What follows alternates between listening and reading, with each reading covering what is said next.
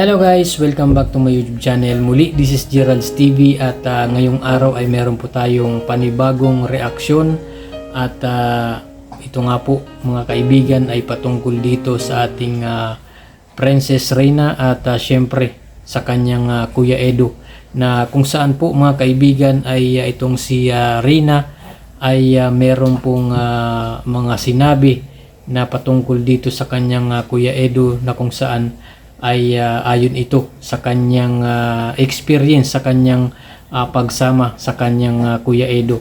At isa na nga dyan mga kaibigan ang sinabi niya na ang kanyang Kuya Edo ay mabait, no mga kaibigan, at marami pa pong iba. So para malaman mo mga kaibigan ay kung bago ka pa lamang po no dito sa ating channel ay pakibisita po ng channel ni na Kalinga Prab, Kuya Bal Santos Matubang, Ate Edna Vlogs at syempre lahat po ng Kalinga partners. At syempre mga kaibigan ay binabati ko rin po kayo ng isang mapagpalang araw sa inyong lahat, saan mga sulok po kayo ng mundo naroon, ano man ang iyong ginagawa no sa mga oras na ito. Lagi niyo pong tatandaan, mag-iingat po kayo palagi. Alright, ito na mga kaibigan, wag na nating patagilin ito dahil talagang grabe, kakaibang Reina or Princess Reina ang ating mapapanood ngayon. Dahil sa video ito ay dito po natin makikitang itong ating Princess Reina ay talagang magaling na, at lahat nga po ng mga nangyayari sa kanyang buhay ay alam niya na, at marunong na siyang mag-appreciate or na-appreciate niya na kung ano yung mga kaganapan no sa kanyang buhay sa araw-araw. At isa na nga dito mga kaibigan no, nung ito po ay bisitahin mga kaibigan ng isang charity vlogger na napakasipag na scouter no, na walang iba po mga kaibigan, ayan po ay si Kalingap Vincent Calyada no. Isa po ito sa ating iniidolo sa Kalingap no, sa mga charity vlogger ay isa po si Vincent Calyada ang ating iniidolo, dahil bukod sa itong si Kalingap Vincent ay napakabait at matulungin, ay isa pa ito si Kalingap Vincent sa aking iniidolo no, dahil napakagaling po nito magbigay ng magagandang advice no patungkol sa kanyang mga tinutulungan, lalong-lalo na mga kaibigan dito kay Princess Reina no. Sa tuwing napapanood natin na nagvo-vlog siya dito kay Reina ay napakaganda po ng kanyang mga itinuturo or sinasabi dito kay Reina no, lalong-lalo na sa pagkilos ng maayos ni Reina no, ay tinuturuan niya po ito ng maayos. Kumbaga ay yung kilos babae no, minsan yan po ang ating nakikita, yung pag-upo ng maayos no, yung pagkilos ng maayos ay yan po ay napapanood po natin na itinuturo po ni Kalingap Vincent, na talaga namang kapag maintindihan mo yung kanyang mga sinasabi ay talagang marami ka pong matututunan.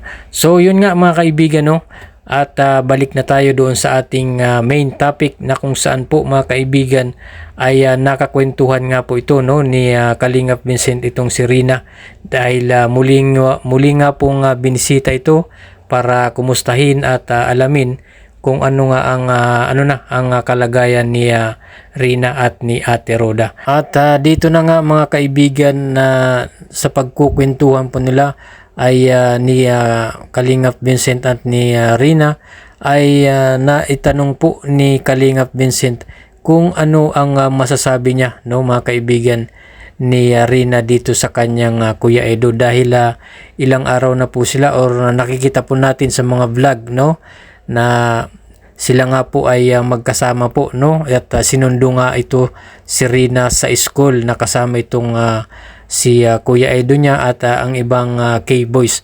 At dito na nga mga kaibigan, grabe, napahanga ako dito kay Reina talaga, dahil ang ganda ng mga sagot ni Reina at talagang alam niya na kung ano yung mga nangyayari, no, sa kanyang paligid at kung ano yung mga nangyari nung magkasama po sila ng K-Boys at ni Kuya Edo niya. At yun nga ay sinabi ni Rina dito kay Kalingap Vincent na itong kanyang Kuya Edo ay napakabait at magaling na nga daw po mag-drive itong kanyang Kuya Edo. At ang nakakatuwa dito mga kaibigan ay sinabi niya na mabait nga po itong si Kuya Edo dahil nang libre pa, nilibre daw po siya mga kaibigan.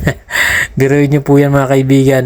Nakakatuwa na mga kaibigan itong ating Princess Reina dahil naikikwento niya na mga kaibigan kung ano yung mga nangyayari, no. Ito po yung maganda po dito kay Rina, hindi tulad noon, no, na hindi niya po maalala kung ano yung mga nangyari, kung sino yung hindi niya nakakalimutan niya kumbaga kung sino yung mga nakasama niya, no. Pero ngayon ibang-iba na po ang ating Princess Reina at masasabi natin na para sa akin mga kaibigan, no, na talagang itong si Rina ay magaling na at siguro ay mga ilang buwan na lang or ilang araw na lang ay talagang tuluyan na po itong gagaling si Rina, no, at makakasabay na ito sa kung sino man ang kanyang makakausap or makakakwentuhan.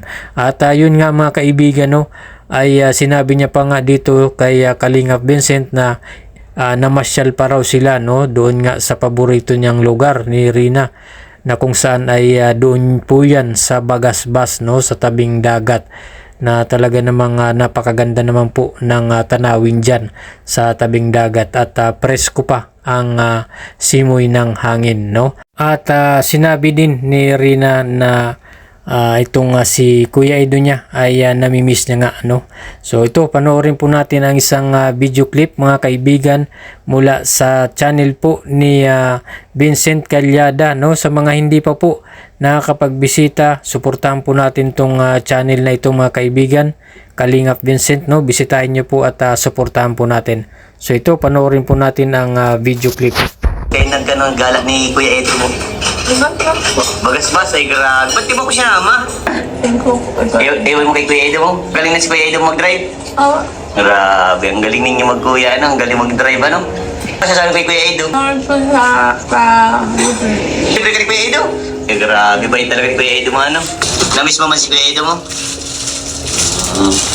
Bait si Kuya Edo mo, ano?